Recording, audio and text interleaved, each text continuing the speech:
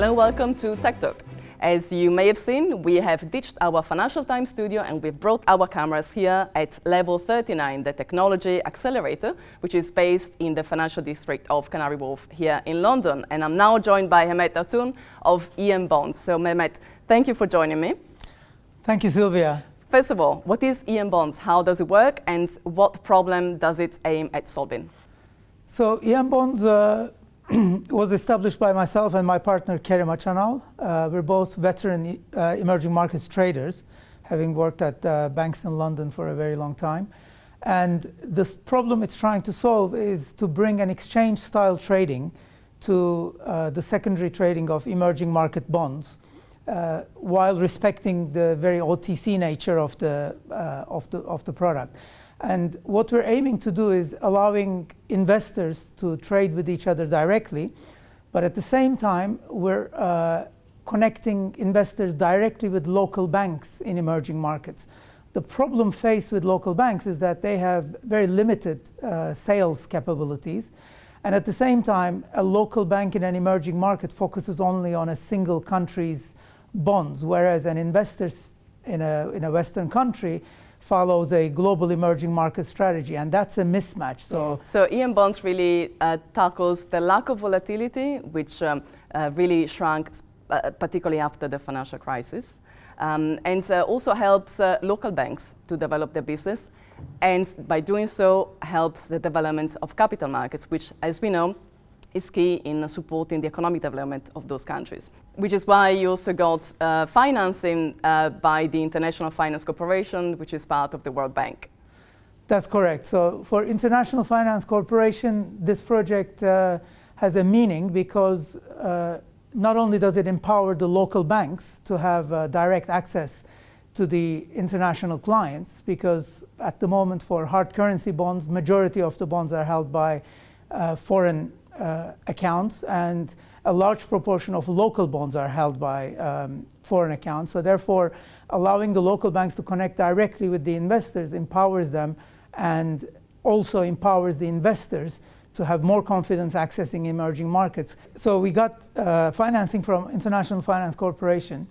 They see this project important for the development of emerging markets, capital markets in emerging markets, because at the moment, the lack of liquidity and the lack of transparency is disallowing some of the investors to invest in emerging markets or pull out of emerging markets. And especially as the large investment banks are providing less and less balance sheet to this activity, it is important to bring in new players into the secondary trading scene, which are the local banks. And up to now, it has been difficult for the local banks to access international investors, not only for KYC and onboarding purposes, but also the fact that they just don't have the sales force that international bank has. So embonds platform allows for the local banks to directly trade with international investors without having to onboard the international investors directly, because once a user is onboarded to embonds, then at that moment they can trade with any other user on the platform, which is the exchange component of embonds. And in the long run, we feel that this will increase the liquidity for emerging market bonds and also allow more investors with confidence to access emerging markets and include emerging markets in their portfolios or strategies. So we are talking about emerging markets. You are an emerging markets specialist. How is volatility going to develop this year? Obviously, we've seen a lot of things happening pretty much all over the world. Are we going to see a sort of equilibrium coming in the next few months? Well, in my experience, I have gone through a number of crises, starting with the '98 Russia crisis. Then we had in Brazil we had crisis, in Turkey we had crisis. Every time after the crisis, what we observe is a repricing.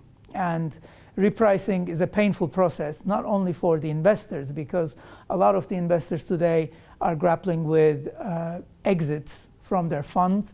So that has to come to a stop. The balance has to be found on the investor side.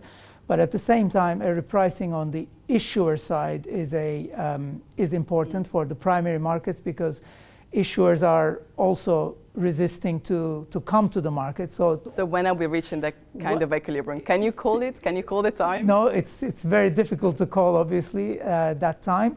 And we still have a number of issues to resolve in emerging markets. Right now, not only we have idiosyncratic problems in each country, but we have also global problems. And the solution, all of that will take time. But in my experience, the repricing is key, and getting the issuers to accept new price levels. The good thing is, in a lot of the emerging markets, the sovereign debt levels are quite low compared to developed markets, and that's a big plus for emerging markets in our opinion.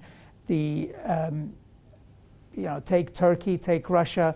Yes, Russia has a problem with the oil price, but at the same time, their debt level is extremely low compared to previous crisis. So we should remain hopeful as much as we can. Definitely. All right. Thank you very much. Best of luck for the future. Thank you very much. Thank you, Mehmet.